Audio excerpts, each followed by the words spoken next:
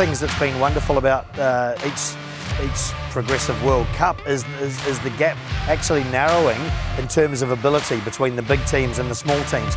There might still be the odd blowout of score, but the big teams have to work really, really hard to put away teams the likes of Georgia and Uruguay, who have developed much better defensive systems. They're much better physically. They train a lot better for rugby now, specifically for rugby, even though they're countries that are really football-based. So their knowledge has improved massively just by having exposure to the big teams and being involved in World Cups.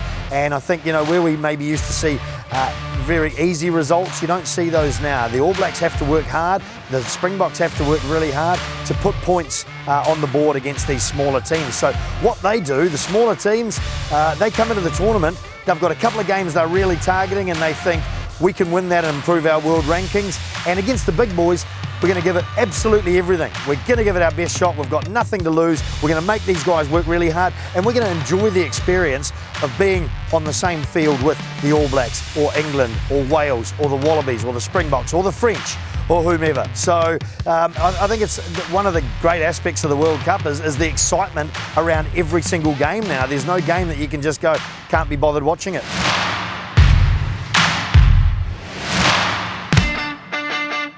Well, for these so-called smaller teams, I think their attitude coming into the game is coming into the tournament is they target two matches, and they'll particularly target the team that is ranked one above them in the world rankings.